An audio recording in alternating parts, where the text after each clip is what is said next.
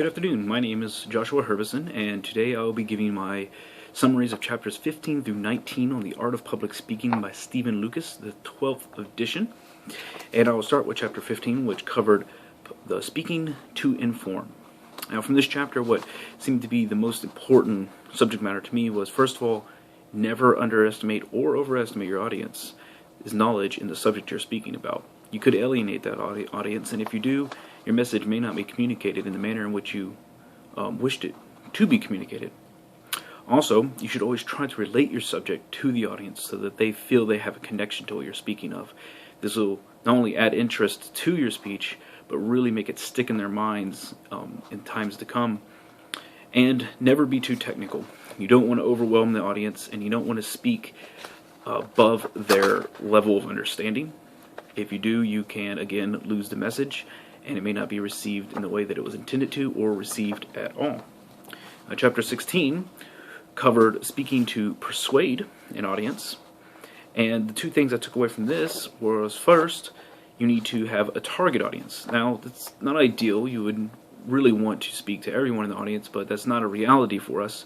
So when you're speaking to an audience, make sure you're targeting specific people, or a specific group of people, rather, that you really truly want to get this message across to.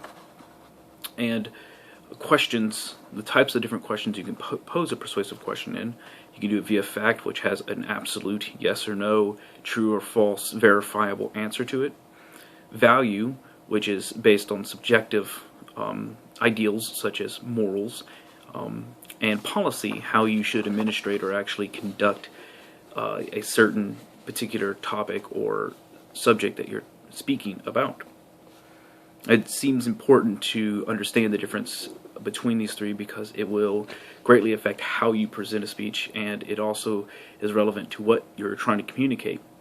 And you want to make sure what you're communicating is well communicated via one of these three mediums when you're trying to persuade an audience.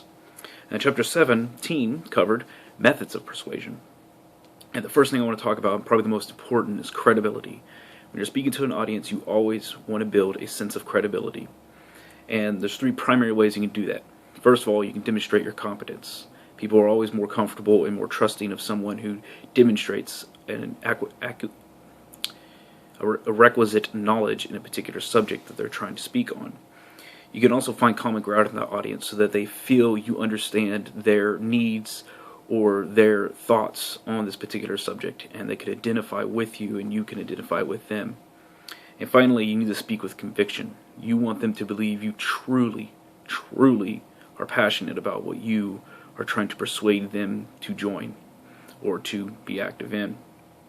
And secondly, and just as importantly, is evidence. Evidence is always important to support your position and to give more credibility and credence to what you're trying to say. Now, chapter 18 discussed speaking on special occasion. And really two things I want to talk about there is, first of all, be brief. Usually special occasions, nobody's going to hear a long, drawn-out dissertation on whatever you're speaking about. They want you to get through your speech and do what you need to do so that they can move on and enjoy the moment. And know your audience and speak to them about this particular occasion. Make it special.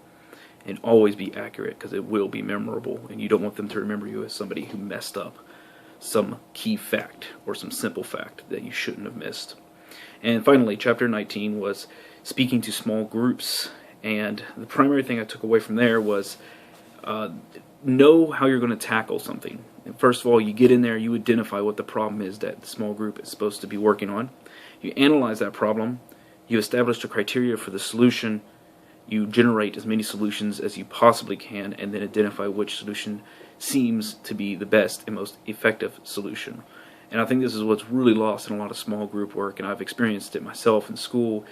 You get in there and the group starts working on a problem that's, first of all, not well defined, and second of all, never given true time or a reasonable amount of time to analyze. So when you finally do get to establishing criteria for solution, nobody can agree on what those criteria should be, and when they generate solutions, they may not even address the initial problem since it was so vaguely or so poorly defined. This is a very important structure to be cognizant of. And that is my coverage of chapters 15 through 19 on the Art of Public Speaking, and it was great having this class with all of you, and I hope you have a great rest of your school career.